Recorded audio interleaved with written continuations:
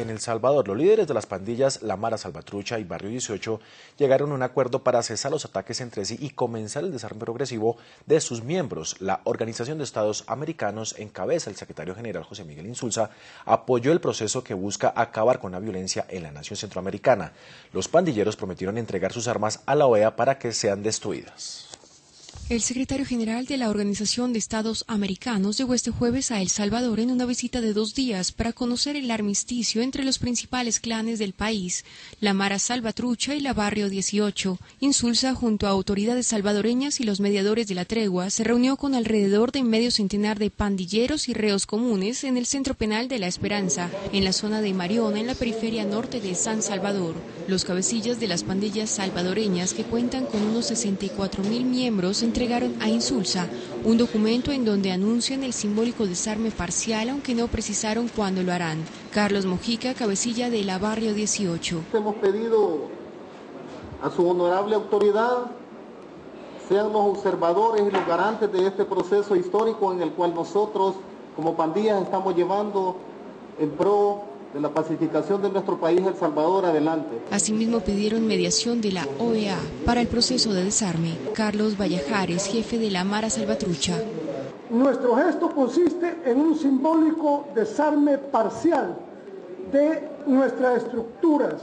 Las armas depuestas le serán entregadas al señor secretario general de la OEA para su posterior destrucción. En El Salvador, considerado como uno de los países más violentos del mundo, los homicidios sumaron al menos 1.562 en el primer semestre de este año, 552 menos que en el mismo periodo de 2011, cuando fueron 2.114, disminución que se debe principalmente a la tregua entre las pandillas y a la labor policial, según el Ministerio de Seguridad.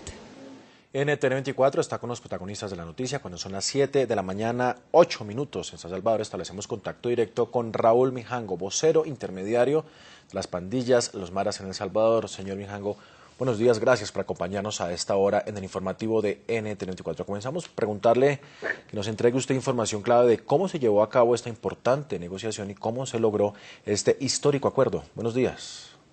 Buenos días a todos los que escuchan de NTN.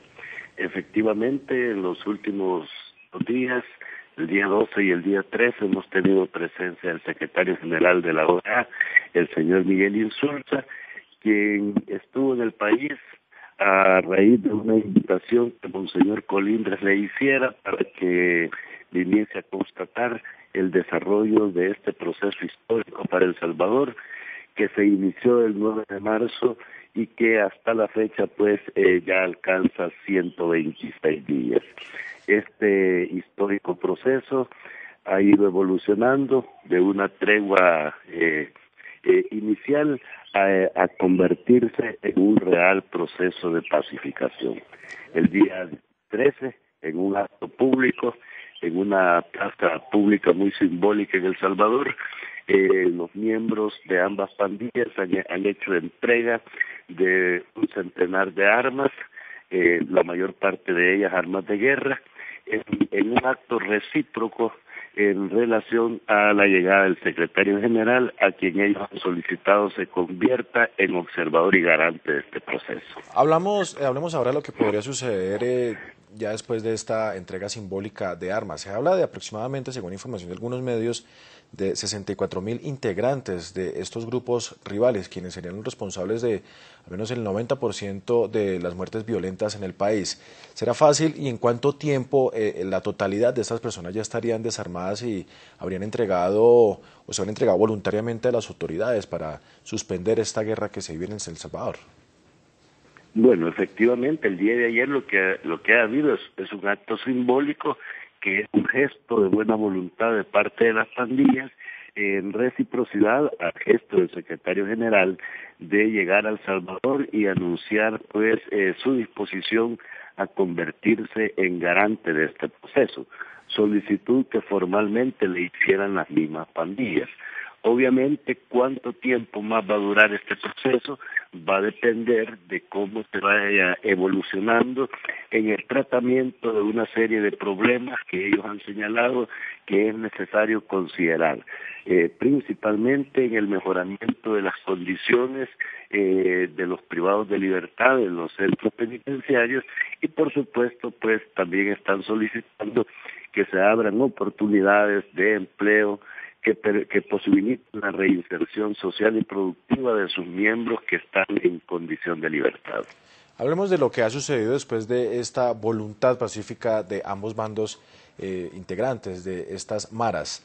¿Cómo ha cambiado la nación en el tema de seguridad? Se registran aproximadamente 14 homicidios, ha llegado incluso a 5. ¿Cómo ha cambiado la vida de los salvadoreños este acto pacífico de estas bandas criminales?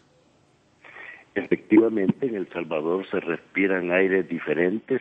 Hay que decirlo, el haber alcanzado una cantidad de 14 fallecidos por causas de violencia al día nos había convertido en uno de los países más violentos del planeta, y esta reducción drástica que se produjo desde el 9 de marzo recién pasado, de bajar de 14 homicidios a 5, obviamente le está empezando a devolver cierto nivel de paz y de tranquilidad a los salvadoreños.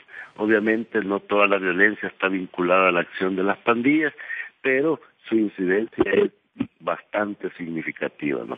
En ese sentido, pues, si ellos cesan la violencia, las posibilidades de que El Salvador recupere la paz social que había perdido son, pues, muy posibles.